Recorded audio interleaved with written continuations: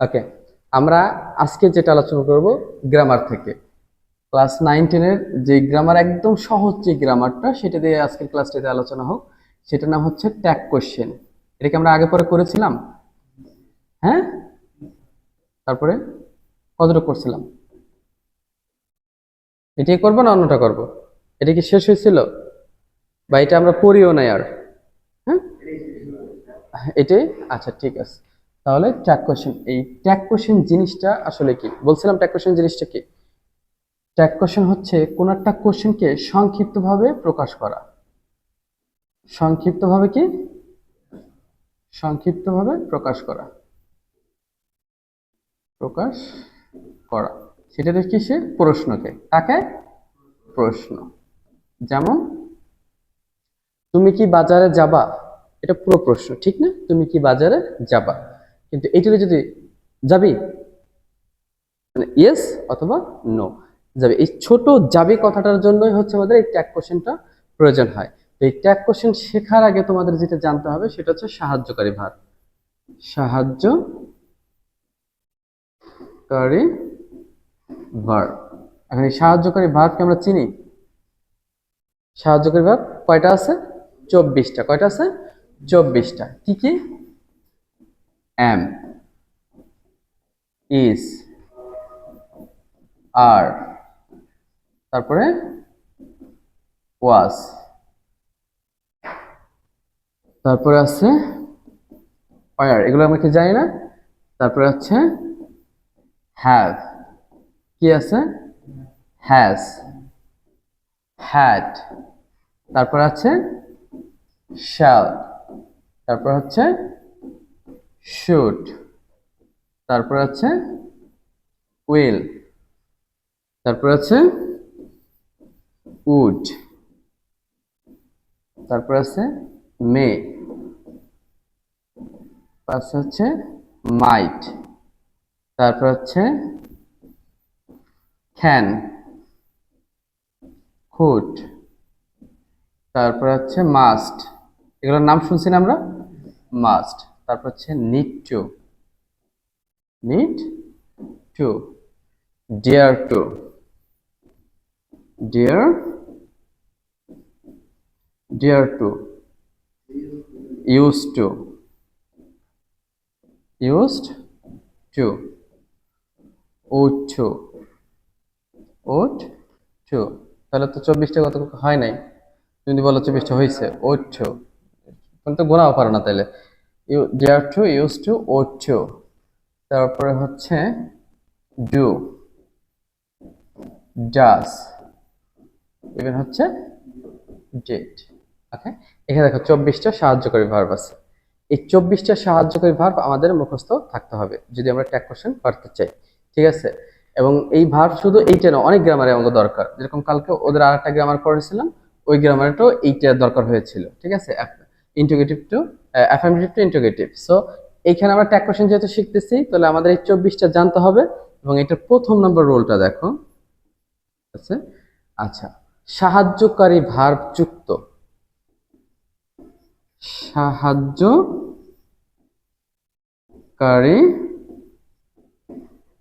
Verb যুক্ত বাক্যকে, বাক্যকে ট্যাগ কোশ্চেন করার নিয়ম। ট্যাগ কোশ্চেন করার নিয়ম। দেখো, এই যুক্ত কথার মানে হচ্ছে কি? যুক্ত কথার মানে কি? বাংলায় বলো, যুক্ত কথার মানে কি? মানে আছে। যুক্ত মানে কি? আছে। এটা আমরা বলতে পারি না। যুক্ত মানে কি? আছে। মানে কোনো কিছুর মধ্যে যুক্ত, তার মানে কি ওইটা আছে। তাহলে সাহায্যকারী ভার্ব যুক্ত মানে কি? সাহায্যকারী ভার্ব আছে, সাহায্যকারী ভার্ব আছে। তাহলে দেখো, এই যদি সাহায্যকারী ভার্ব থাকে, তো ওইটারে আমরা কিভাবে করব? ঠিক আছে, তাহলে প্রথমে প্রথমে ওই সাহায্যকারী ভার্বটা বসে, যেটা থাকবে সেটাই বসে। প্রথমে সাহায্যকারী ভার্ব বসে। প্রথমে কি বসবে? সাহায্যকারী ভার্ব বসবে। এবার নট, সংক্ষেপে এন ও টি না দে, এন কমা টি, নট শর্ত অনুযায়ী বসে, শর্তানুযায়ী বসে। স্যার এই শর্তটা কি যদি বলি, শর্তটা হচ্ছে যদি নট বাক্যে না থাকে তাহলে তোমরা দিবা, কি নট না থাকলে কি করতে হবে, আর থাকলে দিতে হবে না। এই শর্তটা মনে থাকবে না, তাহলে কিন্তু আমি এখানে লিখলাম না। তাহলে যখন সাহায্যকারী ভার্ব যুক্ত থাকে তাহলে প্রথমে কাজটা কি, সাহায্যকারী ভার্বটা বসবে আর নট শর্ত অনুযায়ী দিতে হবে। এবার কি দেব, এবার হচ্ছে যে সাবজেক্টটা থাকবে, সাবজেক্টের প্রোনাউন বসে, সাবজেক্টের প্রোনাউন PRONOUN প্রোনাউন বসে। স্যার প্রোনাউন কি, নামের পরিবর্তে বসে, যেরকম আই, উই, হি, শি, ইট, এগুলো হচ্ছে কি এগুলো হচ্ছে কি নামের পরিবর্তে বসে। আমরা পরে আরো লিখে দিচ্ছি। তাহলে সাবজেক্টের প্রোনাউন বসে প্লাস প্রশ্নবোধক চিহ্ন বসে। ঠিক আছে, এই হচ্ছে আমাদের নিয়ম। এবার আমরা একটা উদাহরণ দেখি, উদাহরণ দেখলে আমরা একটু ক্লিয়ার হতে পারি। যেমন ধরো দেওয়া আছে he is eating, EATING, eating a mango,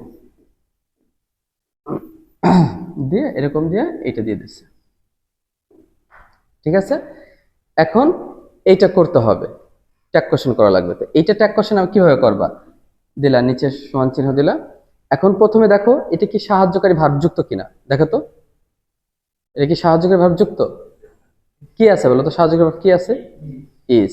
তাহলে সাহায্যকারী ভার্ব যুক্ত হলে এই নিয়মটা হবে। তাই নিয়মে প্রথমে কি লেখছে, প্রথমে সাহায্যকারী ভার্ব বসে, তাহলে কি বসবে, প্রথমে ইজ বসবে, এই যে সেই ইজ।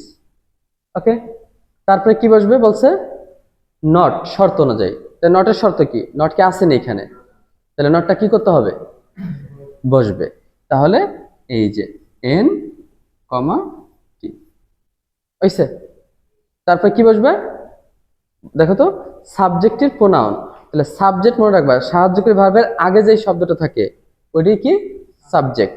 ঠিক আছে, তারপর আমি সাবজেক্ট লিখে দিচ্ছি তোমাদের, দেখো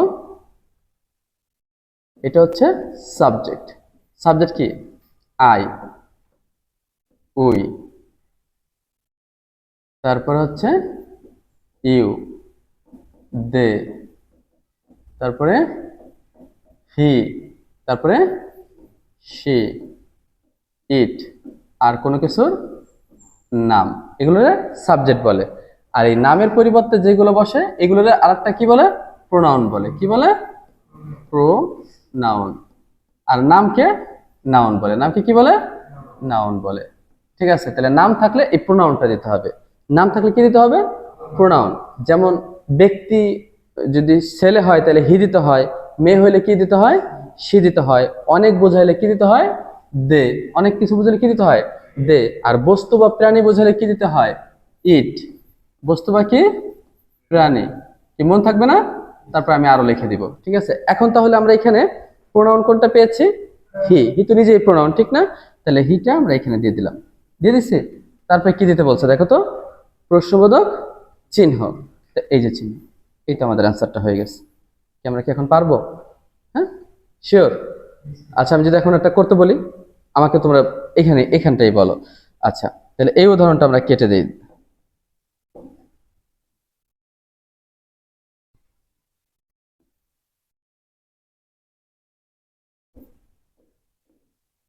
আচ্ছা এখানে আমরা আরেকটা উদাহরণ দেখি।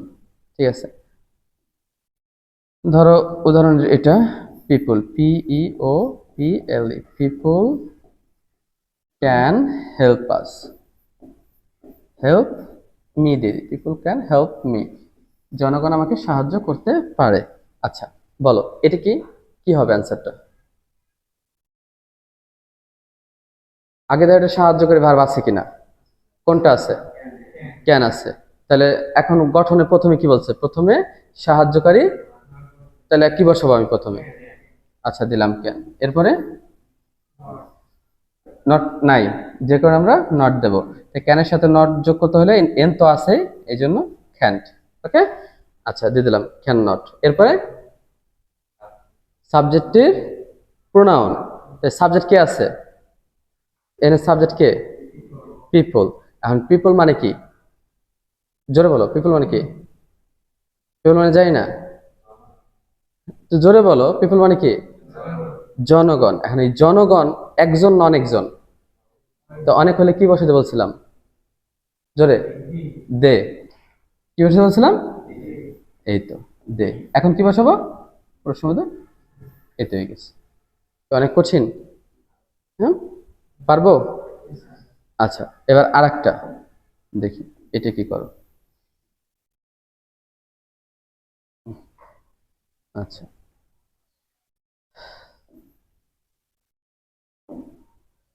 আচ্ছা, সাবিনা হ্যাজ আ গ্লাস, বলো কি হবে? সাবিনা হ্যাজ আ গ্লাস, কি হবে বলো? প্রথমে হ্যাজ দিলাম, হ্যাজ, তারপরে নট দিছি, নট, তারপরে তারপর সাবিনা, না, হ্যাঁ, তাহলে কি হবে? মেয়ে, তাহলে কি হবে? সি হবে। ঠিক আছে, এরপরে প্রশ্ন কনফিউজ থাকা যাবে না, তাহলে পারবো? হ্যাঁ, তাহলে তুলে নাও।